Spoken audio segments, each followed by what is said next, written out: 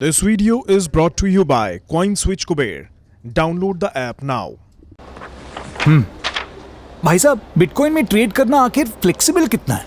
आपके पैसे हैं, जब चाहो आपके पास, जब आप चाहो बिटकॉइन में 24/7। कॉइनस्विच कुबेर डाउनलोड करो और बिटकॉइन में ट्रेड करो। Simple, credible, flexible. ट्रेड कर बेफिक्र।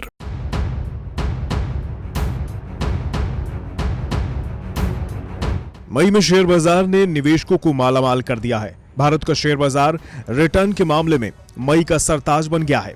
देश मई में कोरोना की दूसरी लहर से जूझ रहा था। इसके ठीक उलट भारत का स्टॉक मार्केट नई ऊंचाइयां छू रहा था। मई में भारत के शेयर बाजार ने निवेशकों को सबसे ज्यादा 6.5% का रिटर्न दिया। ब्राजील के शेयर बाजार IBOV ने 5.82% का मुनाफा निवेशकों को दिया। चीन के शंघाई कंपोजिट ने 4.89%, फ्रांस के CAC ने 3.29%, जर्मनी के DAX ने 2.22% और अमेरिका के डाउ जोन्स ने 1.93% का मुनाफा निवेशकों को दिया। इस तरह से भारतीय बाजार ने निवेशकों को सबसे ज्यादा फायदा कराया। इस बाजार में एक और नया ट्रेंड देखा गया। विदेशी निवेशकों के पैसा निकालने के बावजूद भारत में तेजी बरकरार रही। पहले देखा जाता था कि विदेशियों के पैसा निकालने के बाद बाजार में गिरावट आ जाती थी। इसका मतलब हुआ कि भारतीय निवेशकों की बाजार में भागीदारी बढ़ गई है, चाहे वो छोटे निवेशक हों या डोमेस्टिक इंस्टीट्यूशनल निवेशक या फंड हाउसेज। आंकड़े बताते हैं अप्रैल महीने में विदेशी निवेशकों ने भारतीय इक्विटी बाजार से 9,659 करोड़ रुपए निकाले थे, जबकि मई से उन्होंने 2,954 करोड़ रुपए निकाले। विदेशी निवेशकों ने डेट बाजार से भी 17,322 करोड़ रुपए निकाले। हालांकि आंकड़ों से साफ है कि अप्रैल की तुलना में विदेशियों ने मई में कम पैसा निकाला है। GDP के आंकड़ों का भी बाजार पर ज्यादा असर देखने को नहीं मिला। आर्थिक ग्रोथ के आंकड़े भी बाजार की उम्मीद से अच्छे ही आए हैं।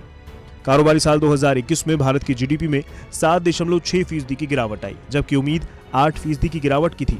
ऐसी ही जनवरी से मार्च के बीच भारत की आर्थिक ग्रोथ 1.6% रही, जो कि चालू कारोबारी साल के लिए अच्छा संकेत है।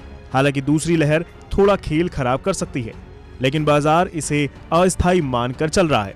बाजार को लगता है कि वैक्सीनेशन के सहारे कोरोना से अगले कुछ महीनों में पार पा लिया जाएगा। आज बाजार में थोड़ा उतार चढ़ाव जरूर देखने को मिला, लेकिन अंत में सेंसेक्स और निफ्टी की सपाट क्लोजिंग हुई। आज सेंसेक्स करीब 3 अंक की गिरावट के साथ 51,934 पर बंद हुआ, जबकि निफ्टी 8 अंक गिरकर 15,574 पर बंद हुआ। इन आंकड़ों से साबित होता है कि बाजार पर GDP के आंकड़ों का खास फर्क नहीं दिखा। हालांकि अब बाजार की नजर PMI के नंबर और RBI की क्रेडिट पॉलिसी पर है। हालांकि इस माहौल में दरों में बदलाव की उम्मीद काफी कम है, लेकिन फिर भी रिजर्व बैंक से इंडस्ट्री के लिए कुछ बड़े ऐलान की उम्मीद की जा रही है। माना जा रहा है कि सब कुछ ठीक रहा तो इस साल बाजार निवेशकों को निराश नहीं करेगा। अनुमान है कि दिसंबर तक सेंसेक्स 61,000 के स्तर को पार कर सकता है, जबकि निफ्टी 19,000 के करीब पहुंच सकता है। बाजार का मार्केट कैपिटल 230 लाख करोड़ को छू सकता है। वैसे भी जो निवेशक लंबी अवधि के लिए अच्छी कंपनियों में पैसा लगाते हैं, उनको निराशा बाजार से कम ही मिलती है। इसलिए हमारा भी ये सुझाव है कि जिन कंपनियों के प्रोडक्ट्स और सर्विसेज की डिमांड भविष्य में बनी रहेगी, उन कंपनियों में निवेशक लंबी अवधि के लिए पैसा लगा सकते हैं।